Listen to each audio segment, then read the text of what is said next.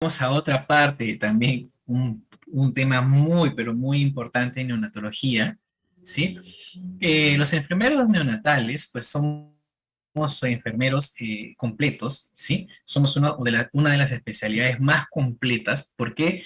Porque tenemos que hacer de enfermeros cardiovasculares, tenemos que hacer de enfermeros de oftalmo, de ojos, ¿sí? Porque hay una especialidad ya en oftalmología, en enfermería en oftalmología, ya hay, pero tenemos que cumplir esa función, ¿sí? Tenemos que ser enfermeros, obviamente, de terapia ventilatoria. ¿Por qué? Porque vemos también pacientes con ventilador mecánico. Entonces somos unos enfermeros muy completos, ¿sí? Muy completos. Enfermeros especialistas en accesos vasculares, porque obviamente tenemos que conseguir un acceso vascular. Entonces somos la especialidad más completa, ¿sí? Y más bonita, bueno, para mí, de la carrera, pues, ¿no? Ahora sí, pasamos a lo que es patologías cardiovasculares. Es un tema muy importante porque obviamente estamos teniendo más ingresos, más pacientes con este tipo de patologías y obviamente pues no sabemos qué hacer en ese momento, pues, ¿no? O cómo lo voy a diagnosticar si trabajo en atención inmediata, pues también lo vamos a tratar a ese punto. ¿Qué nos dice las estadísticas? Que cada año, ¿sí? Cada año en un país tercermundista, ¿sí? Como Perú, por ejemplo, nacen 7.000 niños, ¿sí? 7.000 niños al año con cardiopatías congénitas, ¿sí? 7.000 niños, imagínense. Obviamente, pues de estos 7.000 niños, no todos se atienden con la misma calidad de atención. Y hay que tener en cuenta eso. ¿Qué más? Que este diagnóstico, ¿sí? De una cardiopatía congénita se puede dar desde la semana 20 de gestación, pero obviamente cuando llegan a nuestras salas de atención, a veces no sabemos que están viniendo con alguna cardiopatía, porque el médico que hizo la ecografía, pues quizá tampoco no tuvo la experticia, ¿sí? O el médico que hizo la ecografía, pues no tuvo la experiencia suficiente en lo que es evaluación del corazón del neonato, ¿sí? O simplemente porque la presencia de los shunts o los shunt o o las comunicaciones del corazón pues no se notan o no se evidencian en su totalidad, porque recordemos que hay una vasoconstricción, la irrigación es mucho menor a cuando ya el bebé nace y obviamente pues no podemos ver las diferencias, ¿sí? Pero la detección oportuna es muy importante para salvar la vida de estos neonatos. Entonces, aquí vamos a ver, ¿sí? La anatomía del corazón. ¿Sí? Esta anatomía del corazón, para aquí vemos la imagen, es una imagen muy completa. Tenemos aquí en la aorta las tres, ¿sí? La trifurcación, una de ellas que va directamente hacia el brazo derecho, ¿sí? Por eso se le conoce como la preductal. ¿Por qué? Porque regresamos a la imagen, miren dónde se encuentra la comunicación, ¿sí? Dónde se encuentra la comunicación, está justo donde inicia, ¿sí? El segundo y la tercera, pues, trifurcación de la vena, de la arteria, ¿sí? De la vena, la aorta. Entonces, en este caso, ¿sí? Estas dos venas siguientes, pues, irrigan parte de la cabeza e irrigan el resto del cuerpo. Entonces, el preductal es el primero. ¿Y dónde se va? A la mano derecha o al brazo derecho. ¿Sí? ¿Qué más tenemos aquí? Pues tenemos la aurícula derecha, tenemos la válvula tricúspide, el ventrículo derecho, tenemos la válvula pulmonar que va a ir a las arterias pulmonares. Estas, eh, esta sangre que está yendo a los pulmones se oxigena, regresa por la vena pulmonar, ¿sí? Llega a la aurícula izquierda, va al ventrículo izquierdo y es expulsada a través de la aorta para irrigar todo el cuerpo, ¿sí? Para oxigenar a todo el cuerpo. Entonces ya sabemos, ¿verdad? Volvemos a repetir. Viene la sangre desoxigenada de toda la parte superior a través de la vena cava superior y desemboca en la aurícula derecha, igual que toda la sangre desoxigenada de la parte inferior del cuerpo, viene a través de la vena cava inferior, se comunican aquí en la aurícula derecha, va al ventrículo derecho, el ventrículo derecho expulsa esa sangre, la bombea a través de la válvula pulmonar, va a la arteria pulmonar, va a los pulmones, se oxigena, la sangre oxigenada regresa a través de la vena pulmonar, desemboca la aurícula izquierda, llega al ventrículo izquierdo, es expulsado a través de la aorta a todo el cuerpo para oxigenar, ¿verdad? ¿Y dónde vemos estas cardiopatías congénitas? Estas malformaciones, obviamente, se ven en el desarrollo fetal. Estas malformaciones congénitas son más frecuentes y es la segunda causa de muerte en el periodo neonatal. Es responsable hoy en día del 10% de la mortalidad infantil, ¿sí? Del 10%. Estas cardiopatías congénitas se dividen en dos: acianóticas y cianóticas. Acianóticas, ¿por qué? Porque yo no voy a ver ninguna variación, ¿sí? Del color del paciente. Yo no lo voy a ver morado, ¿sí? Yo lo voy a ver rosado. Sin embargo, este niño tiene cardiopatía. ¿Por qué? Porque tiene un shunt de izquierda a derecha, que ya vamos a explicar de qué se trata. Es una cardiopatía congénita cianótica por una obstrucción del corazón izquierdo. Es una cardiopatía congénita acianótica. ¿Por qué? Por una insuficiencia valvular, ¿sí? Una insuficiencia de las válvulas, pueden ser de las aurículas o los ventrículos, ¿sí? Pero tienen una cardiopatía. ¿Por qué? Porque es un problema cardíaco. ¿Por qué? Porque no es un corazón al igual que de otro paciente, ¿sí? Esta comunicación intraventricular o la comunicación intraauricular, ¿sí?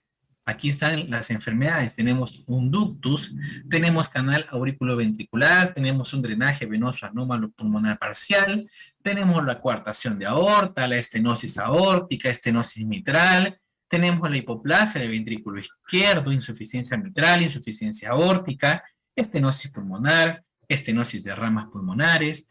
Entonces, estas entran dentro de las acianóticas porque no van a causar, obviamente, la disminución de la oxigenación del paciente, pues no, pero tiene una cardiopatía. ¿Por qué? Porque en su corazón no es igual al de otro paciente. Sí, eso quiero que quede claro. ¿Cuándo es cianótica? Cuando ya hay problemas, ¿sí? Obviamente. ¿Por qué? Porque este paciente no está saturando, no están llegando los niveles de oxígeno adecuados a todo su organismo. ¿Qué enfermedades tenemos aquí como principales? Porque hay una obstrucción del corazón derecho, no es el izquierdo, es el derecho. No hay una mezcla total o hay una falta de mezcla. ¿Qué enfermedades tenemos aquí? La tetralogía de Fallot, la atresia pulmonar, el ventrículo único o atresia tricuspidea con estenosis pulmonar.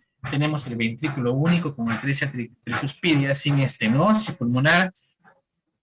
Tenemos alteración del tronco arterioso. Tenemos drenaje venoso anómalo pulmonar total o la transposición de los grandes vasos, ¿verdad? Ya tenemos la clasificación, ya tenemos la diferencia y tenemos las enfermedades relacionadas, pues aquí tengo un pequeño video, pero igual, como les repito, este video está colgado, no lo vamos a visualizar ahorita porque nos extenderíamos muchísimo más. Hacemos una pequeña ejemplificación de la circulación fetal, ¿sí? La sangre pues viene de la placenta, llega al hígado a través del ductus, pues llega obviamente a la vena cava, ¿sí? Vena cava inferior, sube obviamente llegando al ventrículo derecho, ¿sí? Va al ventrículo izquierdo, se va a los pulmones, se oxigena, regresa, pero obviamente es en poca cantidad, en poquísima cantidad. ¿Por qué? Porque los pulmones están llenos de agua, ¿sí? Entonces no es que se va a oxigenar en los pulmones en el neonato. Esta sangre ya viene oxigenada desde la placenta, ¿sí? Toda la sangre que ya se desoxigenó, pues regresa, ¿sí? A través de las arterias, ¿sí? A través de las venas umbilicales. Regresa otra vez a oxigenarse en la placenta y a través de la arteria placentaria, ¿sí? Pues otra vez va a irrigar a este paciente, ¿sí? ¿Qué digo? A través de la vena, me estoy mareando acá.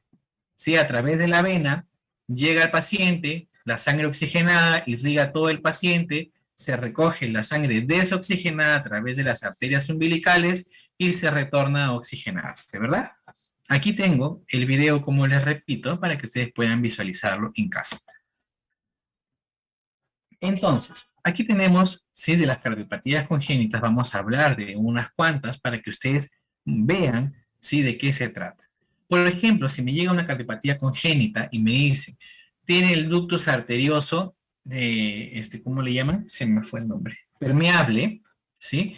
Tiene el ductus arterioso permeable, o te dicen foramen oval permeable, ¿sí? Te dicen cualquiera de las dos. Entonces, yo como profesional de enfermería, yo debo saber cuando me dicen ductus arterioso, dónde se está dando la comunicación, por qué no cerró todavía. Entonces, si a mí me dicen ductus arterioso, entonces está ubicado aquí, en la parte superior, tanto en la vena pulmonar como la aorta, ¿sí? Entonces, esta sangre desoxigenada que está yendo a la vena pulmonar, pues escapa cierta porción de sangre y pues va a ingresar a la vena, ¿sí? A la aorta que va a llevar toda la sangre oxigenada. Si me dicen que hay un foramen oval permeable, quiere decir, ¿qué quiere decir aquí? Que hay una comunicación en las aurículas, tanto en la aurícula derecha como la aurícula izquierda. ¿Sí? Obviamente, pues combinándose también la sangre oxigenada y la desoxigenada. En el periodo fetal, la circulación pulmonar y sistémica, recuerden que es paralela, ¿sí? Es paralela. Todas estas cardiopatías mayormente ya se ven cuando el bebé nace, cuando ya se tiene que diferenciar la circulación mayor de la circulación menor, ¿sí? Y es donde obviamente pues el neonato se va a visualizar la cardiopatía que puedan tener, ¿sí? Dentro del vientre materno muchas veces no son, ¿sí? No son diagnosticados, siempre y cuando pues sea, por ejemplo, una transposición de grandes vasos, una tetralogía de Fallot. ¿Por qué? Porque ya el médico puede diagnosticarlos. Pero cardiopatías congénitas por la presencia de los shunts no puede todavía diagnosticarlos hasta que el bebé nace, ¿sí? Aquí tenemos un desarrollo de un corazón sano, que la circulación ya está en serie. Aquí está el ejemplo, ¿sí? Todo lo que es azul es no oxigenado, que viene obviamente aquí a la aurícula derecha, baja al ventrículo derecho, se vuelve a ir a los pulmones y regresa a través de la aurícula izquierda, baja al ventrículo y sale obviamente a oxigenar a todo el cuerpo, ¿verdad? No hay aquí shunts, los shunts se cerraron, los forámenes también han cerrado y los ductos también han cerrado, ¿sí? No hay. Ahora, ¿cuándo van a cerrarse? ¿Sí? El cierre funcional de los ductos o de los shunts deben ser dentro de las 12 primeras horas de vida, ¿sí? El cierre funcional. El cierre anatómico, es decir, ya cuando comienza obviamente el agregado ahí plaquetario, el agregado de granulocitos que van a formar ya el tejido que va a cerrar completamente, es más tardío, demora semanas, ¿sí? Demora semanas y hasta pueden llegar a demorar hasta los 2 o 3 meses, ¿sí? Pero el cierre funcional por el aumento de la presión tanto de la circulación sistémica, ¿sí? Debería ser un cierre funcional dentro de las 12 primeras horas. La elevación del oxígeno, ¿sí? Es decir, el neonato ya comienza a aumentar su oxigenación. Esta oxigenación, ¿qué hace? Que comience a haber una agregación plaquetaria, que comience a haber una agregación de granulocitos en los ductus y en los shunts, que son las comunicaciones, y pues comienzan ya a cerrarse, ¿sí? Uno de ellos que es la encargada es la prostaglandina, pues, ¿no? Entonces, aquí tenemos las clasificaciones congénitas de comunicación. Tenemos aquí un shunt de izquierda a derecha, ¿sí? Que hace referencia al paso de sangre oxigenada desde el lado izquierdo del corazón hacia el lado derecho de este. Y aquí tenemos pues los defectos, ¿verdad? Cuando hay comunicaciones todavía, aquí tenemos en la cámara, ¿sí? Ventricular. Miren, aquí todavía hay el ductus o el defecto o el foramen está aquí abierto, ¿sí? Y obviamente pues hay comunicación, ¿sí? hay comunicación del lado izquierdo hacia el lado derecho. Aquí tenemos un defecto septal auricular, ¿sí? Que la aurícula derecha tiene comunicación con la aurícula izquierda, ¿sí? Y pues por el aumento de la presión, obviamente, pues se comunican y combinando ahí la sangre. Aquí cuando tenemos un defecto, cuando el ductus, ¿sí? El ductus venoarterioso todavía ¿sí? Abierto, pues hay comunicación, entonces va a haber mezcla aquí de la sangre. Tenemos aquí el defecto del canal auriculoventricular, que quiere decir que hay una comunicación tanto en parte auriculares como en ventriculares, ¿sí? No hay cierres, no hay comunicación, el corazón no terminó de desarrollar y obviamente los ductos se mantienen abiertos, habiendo una mezcla aquí de la sangre, ¿sí?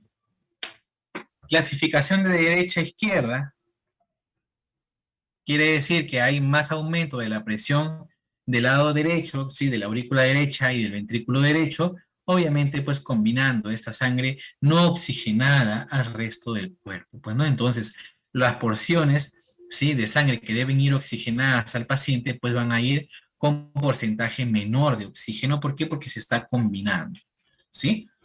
Hay un aumento en la presión en el lado derecho del corazón, junto con la presencia de una comunicación, ya sea auricular, ventricular o aortopulmonar, a través de las cuales la sangre desaturada del corazón derecho, del lado derecho, va a pasar a la circulación sistémica. ¿Sí? Tenemos aquí las atresias, la tricuspidia, ¿sí? Miren, no ha cerrado el conducto, entonces obviamente la sangre que llega al ventrículo derecho, pues se va a ir directamente al ventrículo derecho. Sí, que digo al ventrículo izquierdo. Tenemos aquí la tetralogía de Fallot, ¿sí? Que también se mantiene una comunicación directamente del ventrículo con la aurícula izquierda, ¿sí? Viene la sangre desoxigenada a la aurícula derecha, pasa al ventrículo derecho, ¿sí? Y en vez que se vaya a los pulmones, pues tiene una comunicación y se va a ir directamente a la aurícula derecha para ser, a la aurícula izquierda para ser expulsada al resto del cuerpo. ¿Sí? Es la tetralogía de Fallot. Como pueden ver ustedes aquí, también en la imagen, pues combina todo. Todo queda prácticamente combinado, mezclado, disminuyendo la oxigenación del neonato y por eso son cardiopatías congénitas cianóticas. ¿Por qué? Porque van a disminuir el porcentaje de oxígeno en sangre y obviamente pues van a hacer que el paciente ande de una coloración más violácea, azulada, pues, ¿no? Aquí tenemos por clasificaciones de cardiopatías. Cuando nosotros, por ejemplo, tenemos unas imágenes, ¿sí? O vamos a tomar una radiografía de tórax del paciente, no sé, para visualizar pulmones, para visualizar punta de catéter percutáneo, ¿sí? También voy a verificar cómo está el corazón. Yo me tengo que interesar y ver cómo está el corazón de mi neonato. Veo. Si yo lo veo así, medio echado al corazón, ¿sí? Miren la imagen, pues yo lo relaciono como un zapato. Es la imagen A. Este signo de radiográfico típico es de una silueta de un zapato sueco que a mí me va a llevar y voy a decir, ¿sabes qué? Puede que tenga una tetralogía de Fallot. Me parece rara la ubicación del corazón así medio echado, ¿sí? ¿Y por qué echado? ¿Por qué? ¿Qué es lo que pasa con la tetralogía de Fallot? Llega la sangre a la aurícula derecha, baja al ventrículo derecho, y en vez que pase al ventrículo izquierdo, que digo, a las venas pulmonares, ¿sí? ¿Qué es lo que pasa? Pues directamente del ventrículo derecho, que está la sangre desoxigenada, pasa a la aurícula, ¿sí? Pasa a la aurícula directamente, disminuyendo la capacidad del ventrículo izquierdo. Y por eso lo vemos así como que medio achatado, ¿sí? Puede ser una tetralogía de Fallot.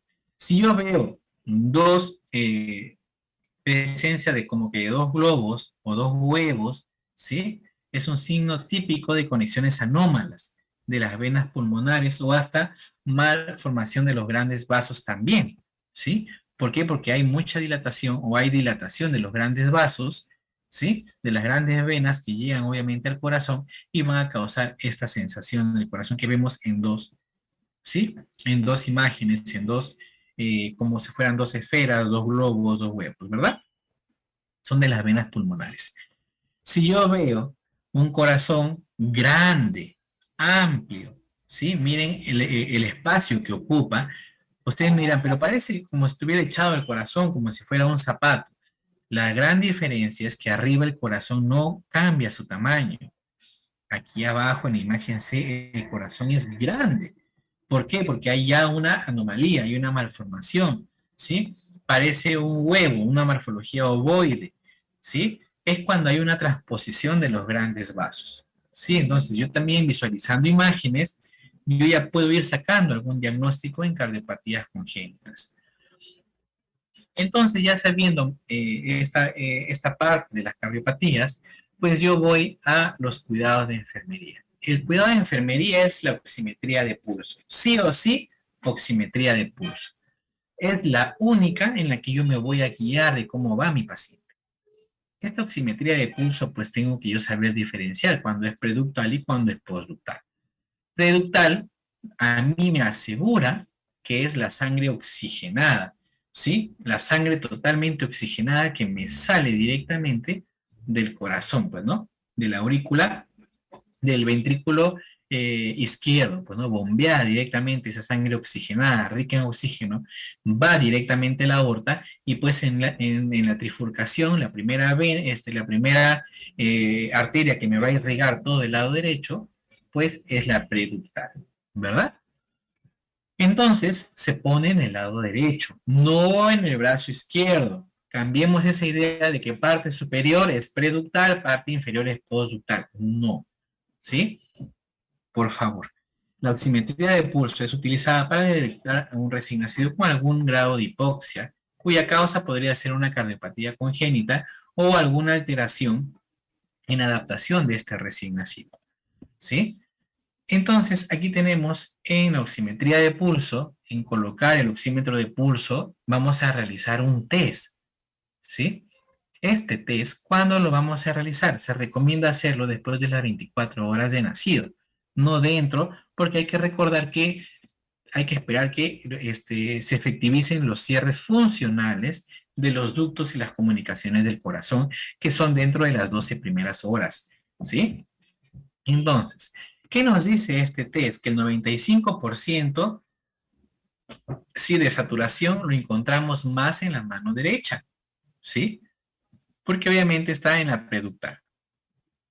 Y debe tener una diferencia de 1 a 3 puntos entre la mano derecha y el pie derecho o el pie izquierdo, ¿sí?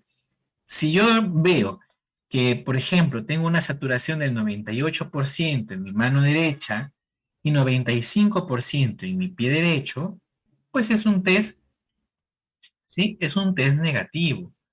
¿Por qué? Porque, ¿qué me quiere decir? Que no es mucha la diferencia, es de 1 a 3 puntos. Entonces, este bebé no tiene ninguna cardiopatía congénita, ¿sí? No tiene. Si yo veo que la saturación de la mano de derecha de mi neonato es de 90 a 94%, sí, de 90 a 94, no pasa más, y veo que la diferencia de la mano y del pie es de 4 o más puntos, quiere decir, supongamos que me satura 93 en la mano derecha y 85, 86 en el pie derecho. Oye, algo está pasando, ¿sí? Pero yo no voy a decir, tiene una cardiopatía.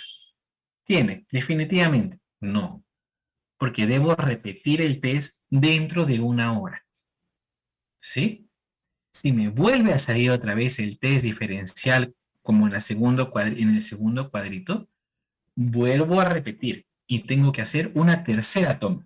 Si en esta tercera toma me vuelve a salir lo mismo, yo ya debo colocar un test positivo, informar al médico y obviamente pues el médico ya verá si deriva al cardiólogo, pues, ¿no? Pero si me sale que en la mano derecha hay un porcentaje de 89%, ¿sí? En la mano derecha, ¿sí? Y también, obviamente, pues en el pie derecho también hay una saturación así, diferencial, menos del 90%, es un test positivo. Este bebé tiene alguna cardiopatía. No sabemos cuál, pero tiene alguna cardiopatía. ¿Sí? Este test mayormente nos ayuda para detectar las cardiopatías cianóticas, ¿sí? Cardiopatías cianóticas, no las acianóticas, ¿sí? Porque recordemos que las cardiopatías acianóticas, obviamente no hay problema en el lado derecho. Que digo, en el lado izquierdo, no hay problema, sigue oxigenando bien, ¿sí? Pero si yo veo que este bebé es un bebé que me está haciendo desaturaciones y me está saliendo un test positivo, mayormente me detecta las cardiopatías obviamente cianóticas, ¿no? Entonces, ¿qué más tengo que tener en cuenta? En los cuidados de enfermería es el control de la vía aérea. No voy yo a irme a hacer el control de saturación en donde mi niño pues esté completamente con el cuello flexionado, ¿sí? No, tiene que estar obviamente con el cuello ligeramente extendido, ventilando espontáneamente, que no me tenga dificultad respiratoria. Entonces yo tengo que visualizar eso. Si yo veo que mi paciente no me satura bien, está con el cuello doblado, veo que hay requerimiento de oxígeno, hay aleteo nasal, esfuerzo respiratorio, entonces, ¿cómo me voy a tomar el tiempo de hacer mi test por, por pulsioximetría? No, no puedo. Este bebé está pasando por otra cosa, una adaptación de recién nacido o un problema cardíaco que recién se está acentuando, entonces yo ya tengo que relacionarlo. Directamente aseguro mi vía aérea, comunico al personal médico, tengo que hacer algo, ¿sí? ¿En qué otro cuidado de enfermería pues estamos encargados? En la colocación de accesos vasculares seguros. Primero, sí, tenemos que asegurarnos nuestro catéter umbilical. Es un paciente que ya llegó, es un neonato que está en nuestra sala. ¿Qué es lo primero que vamos nosotros a ver? No en poner una vía periférica, no en poner un catéter percutáneo. Tenemos que pensar en lo más rápido y lo más seguro en ese momento. Cateterismo obviamente umbilical. Venoso, ¿sí? Para administrar las infusiones, soluciones, fármacos, y el arterial para el control tanto de la tensión arterial invasiva y extracción, obviamente, pues de muestras sanguíneas, ¿sí? ¿Qué más nos vamos a dedicar? Ahora sí, en la administración de medicamentos. Este es como ya último punto en los problemas, en los problemas cardíacos. ¿Sí? Este es un punto muy importante. ¿Por qué? Porque la prostaglandina va a estar indicado a pacientes que no responden al test de hiperoxia al cual nosotros hemos pasado. ¿Sí? No responden. Son signos o síntomas de cardiopatías congénitas cianóticas, ¿sí? Porque obviamente, pues, el test me salió positivo, ¿sí? Hay una diferencial amplia, ¿sí? O shock dentro de las primeras 3 semanas de vida, o en cardiopatías congénitas con flujo pulmonar o sistémico dependiente del ductus, o aquellos que requieren el ductus para lograr la mezcla entre las circulaciones. Bueno, la dosis, ¿sí? Iniciales de 0.01 a 0.02, ¿sí? Se inicia de forma lenta, ¿sí? Se recomienda iniciar con esta concentración y en el pasar de las horas aumentar la administración hasta lograr una administración de 0.1 microgramos por kilogramo minuto, ¿sí? Que es la dosis máxima reportada, llegaría a ser 0.4, pero siempre se debe iniciar por lo más bajo, que es 0.01 o 0.02. Dosis de mantenimiento, es decir, dosis ya de pacientes que ya están como tratamiento de la administración de prostaglandina, ¿sí? Es de 0.005 a 0.020 microgramos por kilogramo minuto. Se llegará a la dosis mínima efectiva para mantener la permeabilidad del ductus con una disminución escalonada, ¿sí? Presentación, pues llega una ampolla de 500 microgramos por mililitro, ¿sí? Se debe diluir en dextrosa al 5% o solución fisiológica dependiendo del requerimiento del neonato, ¿sí? La concentración es de 10 microgramos por mililitro, es lo más recomendada, ¿sí? La estabilidad, pues una solución diluida solamente me va a durar 24 horas, no más, ¿sí? Incompatibilidad, pues con la amicacina, anfotericina B, bicarbonato de sodio, cefotaxima, clindamicina, gentamicina, metilprednisolona. ¿Cómo vamos a preparar? Supongamos que tenemos un recién nacido de 3 kilos 472. La dosis en peso, ya lo sabemos, vamos a empezar con una dosis de 0.05, ¿sí? Dosis de 0.05. Entonces, por 3 kilos 472 y por el tiempo, obviamente 24 horas 6 minutos es 1440 minutos. Nos sale una concentración de 250 gammas. ¿Qué quiere decir? ¿A qué equivale? A 0.5 mililitros de prostaglandina. Entonces, llevamos estos 0.5 mililitros de ampolla de prostaglandina hasta 24 mililitros de dextrosa al 5%. ¿Sí?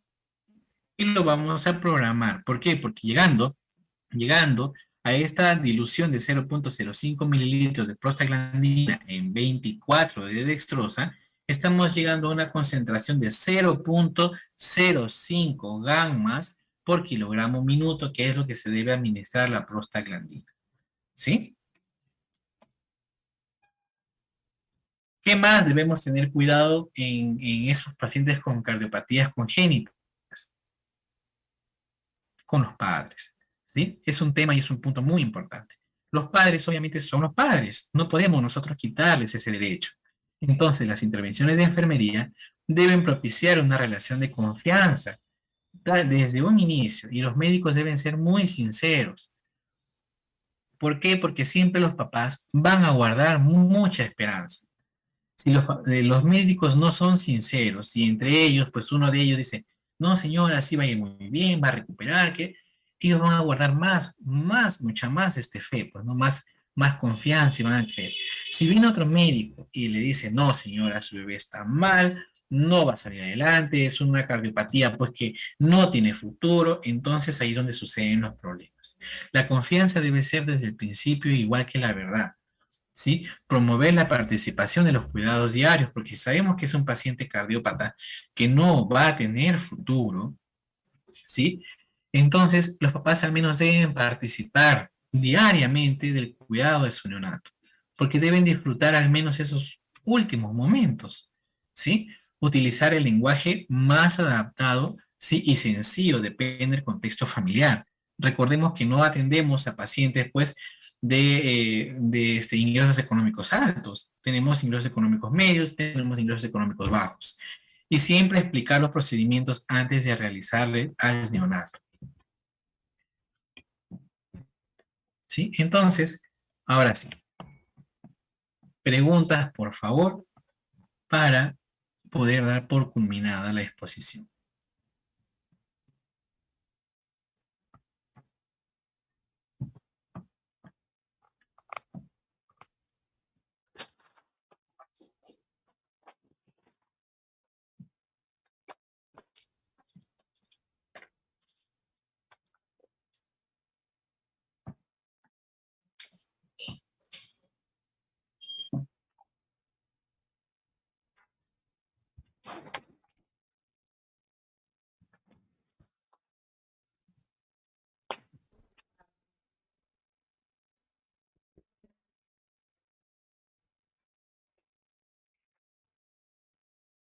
Sí, buenas tardes participantes. Pueden hacer alguna consulta en el chat, pueden levantar la mano. Agradecemos al magíster Eduardo por la presentación.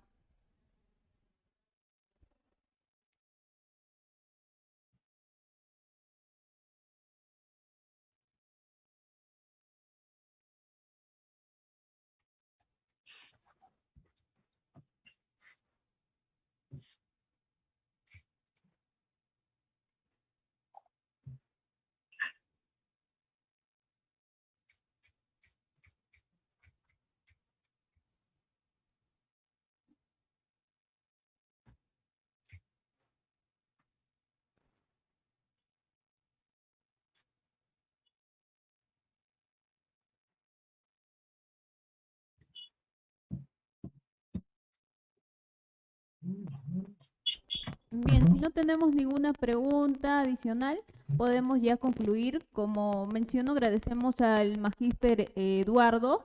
El día de mañana estaremos nuevamente con el mismo link a las 2 p.m. Recuerden que el día de mañana es teoría.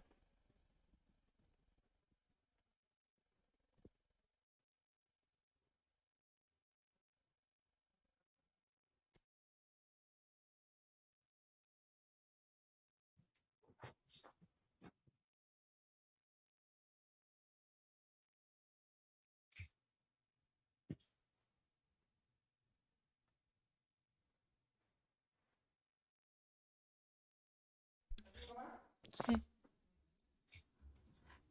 Bien, entonces ya hemos terminado con el Magíster si es que, como dice mi compañera de Lisbeth, el día de mañana lo estamos esperando usando el mismo link del Zoom.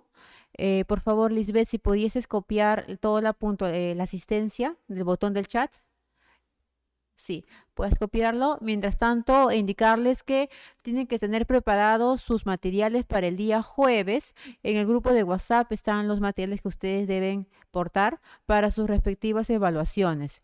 Cualquier justificación, por favor, a nuestro correo electrónico o en el grupo de WhatsApp para poder informarles sobre ello. Nos estamos viendo el día de mañana a las 2 de la tarde. Que tengan un buen día.